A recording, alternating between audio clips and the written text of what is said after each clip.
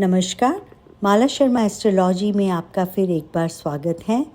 आज हम चर, स्थिर, द्विस्वभाव के बारे में चर्चा करेंगे। 12 राशियों को 3 श्रेणियों में विभाजित किया गया है, जो चर, स्थिर और द्विस्वभाव हैं। इन श्रेणियों का स्वभाव अलग अलग होने के कारण राशियों के अनुसार व्यक्ति का स्वभाव भी भिन्न होता है। आइए जानें कौन सी श्रेणी में कौन कौन सी राशि होती है और उन राशि के जातकों का स्वभाव कैसा होता है। चर श्रेणी में मेष, कर्क, तुला और मकर राशि शामिल रहती है। चर का अर्थ जिसके गुण स्वरूप में परिवर्तन संभव हो, जिसे आसानी से समझाया जा सके। वह अपने पहले विचारों को आसानी से नए विचारों में बदल लेते हैं। ये चंचल स्वभाव के होते हैं। हर कार्य को बिना विचार किए जल्दी डिसीजन करते हुए देखे गए हैं, जिनके वजह से इनको नुकसान भी हो जाता है। स्थिर श्रेणी में वृषभ, सिंह, वृश्चिक और कुंभ राशि होती है।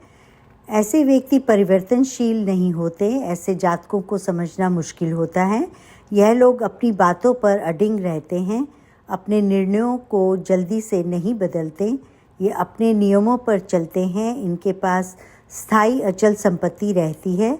जल्दबाजी में कोई काम नहीं करते हैं। हर कार्य पर विचार करके धैर्य से काम करते हैं और सफल होते हैं। इसी तरह द्विस्वभाव में मिथुन, कन्या, धनु और मीन राशि होती हैं।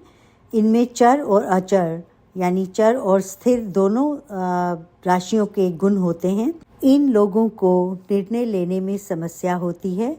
ये लोग अपने निर्णय अपनी स्थिति के अनुसार बदलते रहते हैं। किसी के समझाने पर उसे मान लेते हैं और किसी व्यक्ति के कहने पर निर्णय बदल भी लेते हैं। द्विस्वभाव वाले व्यक्ति किसी कार्य में निर्णय नहीं ले पाते। सोच में रहेंगे कि ऐसे करें तो ठीक होगा, कहीं गलत ना हो जाए, इसी उधेड़-बुन में रहेंगे।